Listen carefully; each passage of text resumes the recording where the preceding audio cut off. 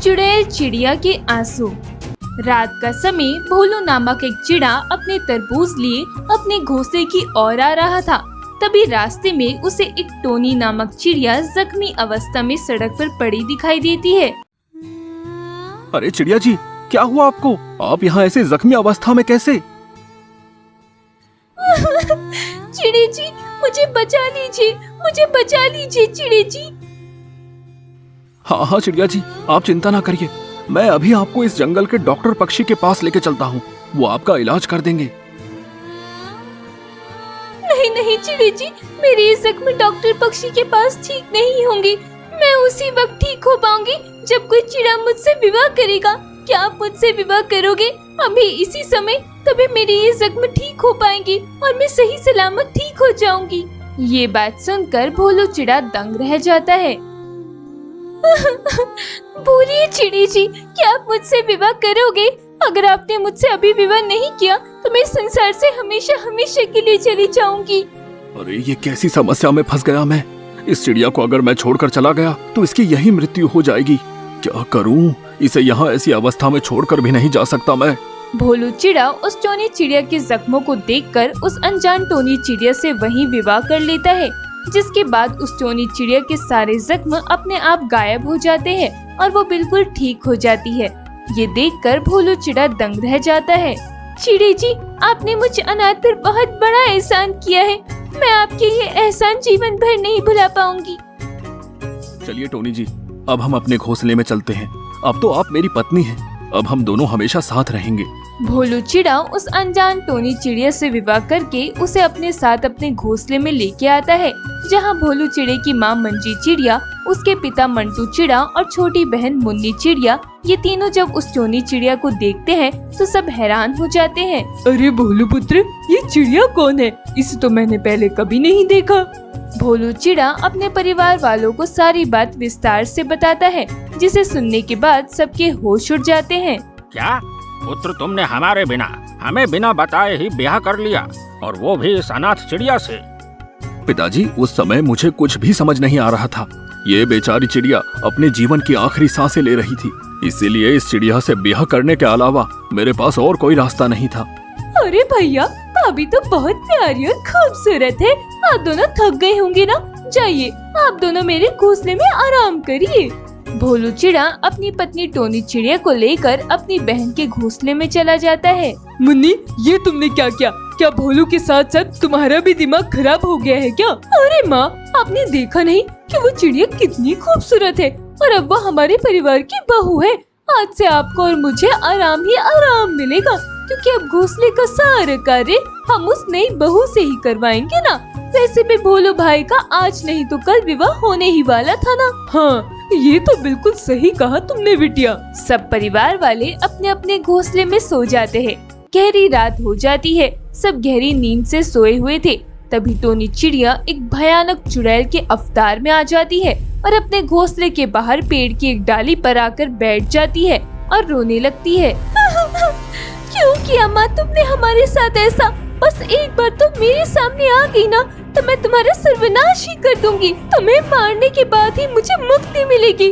कई बरसों से मैं तुम्हें तलाश कर रही हूँ। वो चुड़ैल टोनी चिड़िया अपनी माँ के बारे में बात कर रही थी। तभी मंजी चिड़िया पीछे खड़े रहकर ये सब सुन लेती है। मंजी चिड़िया जैसे ही टोनी चिड़िया को चुड़ैल के अवतार में देखती है, उसकी चीख निकल जाती है। ये देखकर चुड़ैल टोनी चिड़िया उस मंजी चिड़िया को पकड़ लेती है। चुड़ैल टोनी चिड़िया जब उस मंजी चिड़िया को देखती है तो उसे उस मंजी चिड़िया की सूरत में उसकी माँ की सूरत नजर आती है। ये देखकर चुड़ैल टोनी चिड़िया का खून खौलने लगता है। आखिर तुम मेरे हाथ लग ही गई माँ, मैं कब से तुम्हें तलाश कर रही हूँ।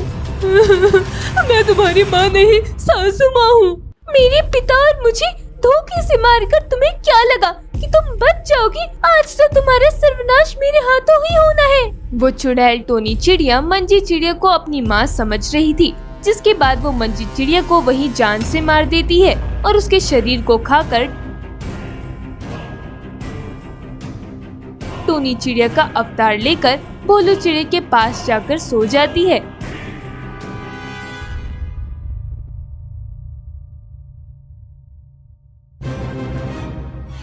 अगले दिन सवेरे जब परिवार के सारे पक्षी उड़ जाते हैं तो किसी को मंजी चिड़िया दिखाई नहीं देती। सब मंजी चिड़िया को ढूंढने लगते हैं पर मंजी चिड़िया का कहीं पता नहीं चलता।